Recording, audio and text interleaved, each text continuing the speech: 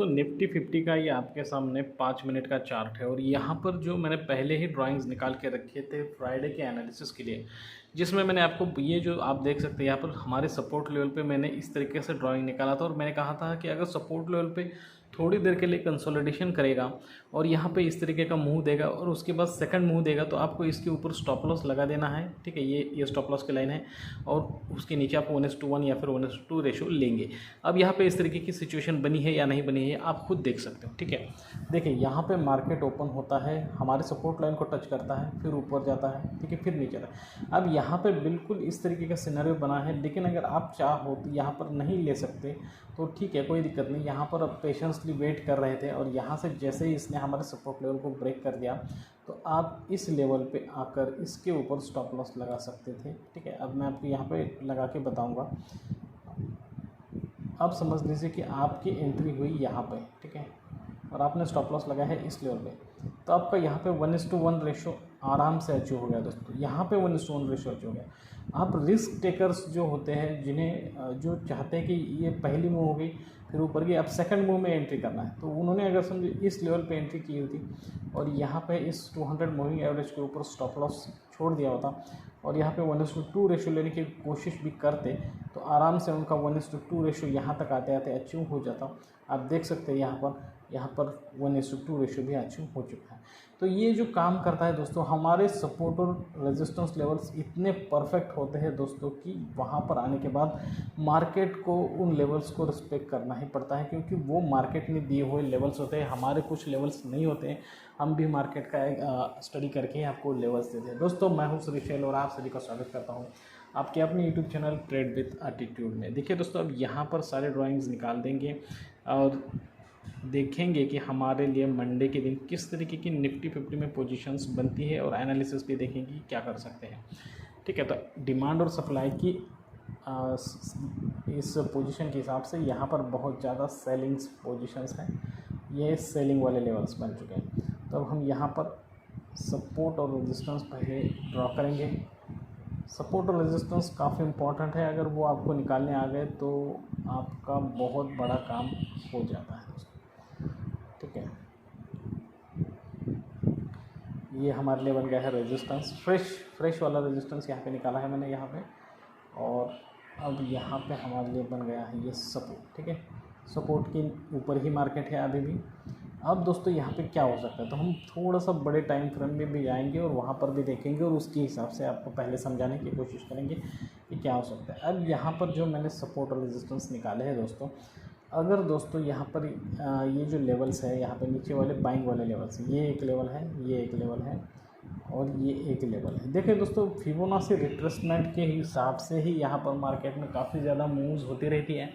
तो अगर आपको फिबोनाची रिट्रेसमेंट नहीं आता है तो कोई दिक्कत नहीं है, बस इस तरीके के लेवल्स पकड़ते जाइए। वो फिबोनाची के हिसाब से ही लेवल्स बने हुए होते हैं, इसके लिए आपको फिबोनाची की स्टडी करने की भी ज़रूरत नहीं है दोस्तों। ठीक है, तो अब यहाँ पर आपको मैं बता दूँ कि मार्केट में ज़्यादा से ज़्यादा क्या हो सकता है, इसमें पॉसिबिलिटीज़ क्या हो सकती है 50 मिनट के हिसाब से बताऊँगा आपको।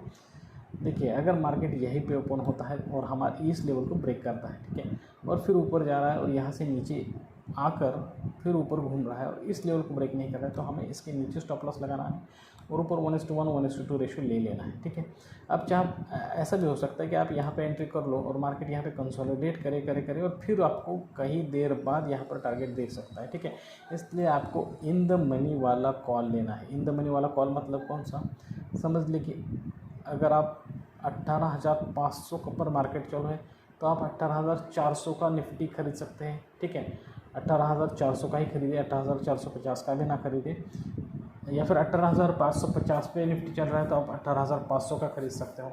इस तरीके से कॉल के बारे में बात कर रहा हूँ। ठीक है, लेकिन अगर यहाँ पे दूसरी भी सिचुएशन बनती है दोस्तों, ये काफ़ी स्ट्रॉन्ग लेवल है निफ्टी के लिए, ठीक है, बाइंग का। लेकिन अब ये लेवल कौन सा है मैं यहाँ पे बताऊँगा। 18,480 का मतलब 18,500 का लेवल है। अगर 18,500 के इसके लेवल को निफ्टी ब्रेक करता है फिर ऊपर थोड़ी सी बाएं आने की कोशिश करता है, लेकिन ऊपर नहीं जा रहा और यहाँ से नीचे घूम रहा है, ठीक है। और हमारे इस लो को ब्रेक करने की आपको अगर ऐसा लग रहा है कि कर सकता है, तो आप इसके ऊपर स्टॉप लॉस लगा सकते हो। 1:1 1:2 रेशो आप नीचे की साइड पे आराम से ले सकते हो, ठीक है। और उसके बाद जब ये नीचे की साइड पे आएगा तो कहाँ तक आ सकता है, ठीक है। तो फर्स्ट आपके लिए यहाँ पे होगा इसका सपोर्ट, और सेकंड सपोर्ट यहाँ पे होगा मैक्सिमम टू मैक्सिमम यहाँ पर। इन लेवल्स पे काफ़ी स्ट्रॉन्ग बायर्स बैठे हुए होते हैं लॉन्ग टर्म के लिए, ठीक है। तो इन लेवल पर आने तक वेट नहीं करेगा निफ्टी। अगर यहाँ से मतलब ये लेवल कौन से 18,200 का एक लेवल है, और यहाँ नीचे है वो 18,050 का लेवल, ठीक है, 50 से 60 का लेवल। तो इतनी नीचे तक आने की आशंका मुझे नहीं लग रही है निफ्टी की, क्योंकि निफ्टी यहाँ जो लेवल आए हैं उन लेवल से ऊपर की तरफ ज़रूर घूम सकता है, ऐसा मुझे लग रहा है। जो यहाँ पे ऊपर वाली साइड पे कॉल साइड पे निफ्टी घूम सकता है, ऐसा मुझे लग रहा है ज़्यादा से ज़्यादा, ठीक है। अब समझो ऐसा होता है कि निफ्टी गैप अप ओपन होता है, इस लेवल पे ओपन होता है और डायरेक्टली हमारे रेजिस्टेंस को ब्रेक कर देता है, ठीक है, और सेलिंग लेवल तक चला जाता है। तो यहाँ पे कंसोलिडेट करेगा और यहाँ से नीचे आएगा, तो पहली मूव में मत जाना, फिर थोड़ी बाइंग होने देना, और जब सेकंड मूव आएगा तो यहाँ पे स्टॉप लॉस लगाकर आप पुट साइड पे निफ्टी में जा सकते हो दोस्तों, ठीक है। बस पेशेंस ही आपका सबसे बड़ा टूल है दोस्तों, ना ही टेक्निकल एनालिसिस है, ना ही कुछ है। बस आपको ये तो बेसिक नॉलेज है जो इम्पॉर्टेंट होता है। मार्केट को ज़्यादा से ज़्यादा सिंपल बनाने की कोशिश करें, बहुत मुश्किल बनाने की कोशिश बिल्कुल भी ना करें दोस्तों। ये वो सब कुछ इंडिकेटर्स वगैरह, चार्ट्स वगैरह लगाने से कुछ नहीं होगा, सिर्फ प्रैक्टिकल और प्रैक्टिस से और एक्सपीरियंस से ही आपका ट्रेड बनने वाला है। लेकिन अगर ऐसा होता है कि गैप अप हो या फिर यहाँ तक मार्केट चला जाता है और हमारे इस रेजिस्टेंस लेवल के अंदर ही कई देर तक इस तरीके से कंसोलिडेट करता है। अब ये जो मैं कंसोलिडेशन निकाल रहा हूँ ये इतना ही होना चाहिए, ऐसी बात नहीं है। कभी कभार क्या होता है, अभी आप ऐसा जा सकता है, 1-2 बार ही घूम सकता है और फिर ऊपर जाएगा, तभी भी उसे हम कंसिडर करेंगे, ठीक है। यहाँ पर आधा घंटा अगर मार्केट बिता देता है तो भी हम उसे कंसिडर करेंगे। और यहाँ से ऊपर नीचे आने की कोशिश कर रहे हैं लेकिन नहीं आ रहा, फिर ऊपर जा रहा, तो हम यहाँ पर इसके नीचे स्टॉप लॉस लगा सकते हो, ऊपर 1:1 1:2 रेशियो लेकर कॉल साइड पे जा सकते हैं दोस्तों, ठीक है। तो मैंने आपको निफ्टी में बिल्कुल पूरी तरीके से किस तरीके से हमें ट्रेड करना चाहिए ये बताया। अब सबसे इम्पॉर्टेंट चीज़ ये दोस्तों कि ये जो लेवल्स मैंने दिए हुए हैं, ठीक है, ये काफ़ी इंपॉर्टेंट लेवल होते हैं। इन लेवल्स को छोड़ के यहाँ बीच में कभी भी ट्रेड पकड़ने की कोशिश नहीं करनी है, ट्रेड छोड़ देना है उस दिन के लिए, ठीक है। गलती से भी अगर आपको बड़ी बड़ी कैंडल भी दिखाई दे रही है ऊपर जाती हुई, तो इन बीच वाले इसमें ट्रेड नहीं करना, कभी भी नहीं करना है, ठीक है। आप चाहो अगर आपको यहाँ पर ट्रेड नहीं मिल रहा है तो बैंक निफ्टी में ट्रेड ढूंढ सकते हो, FI निफ्टी में ट्रेड ढूंढ सकते हो, निफ्टी में ट्रेड ढूंढ सकते हो, लेकिन इस तरीके की गलती यहाँ पर बिल्कुल भी नहीं करना है दोस्तों। तो दोस्तों आज के लिए बस इतना ही। निफ्टी में, बैंक निफ्टी में आप खुद अभी छुट्टी है तो यहाँ पे इस पर स्टडी कर सकते हो, चार्ट का एनालिसिस कर सकते हो और उस हिसाब से ट्रेड करने की कोशिश कर सकते हो दोस्तों, ठीक है। तो आज के लिए बस इतना है दोस्तों। अगर ये वीडियो आपको अच्छा लगा, इन्फॉर्मेटिव लगा, तो प्लीज़ हमारे चैनल को लाइक करना, शेयर करना, सब्सक्राइब करना, ज़्यादा से ज़्यादा अपने दोस्तों रिश्तेदारों के साथ हमारे चैनल को शेयर कीजिए। जल्द ही इस तरीके के अच्छे और इन्फॉर्मेटिव वीडियो के साथ आपसे मुलाकात होगी, तब तक के लिए दीजिए इजाज़त।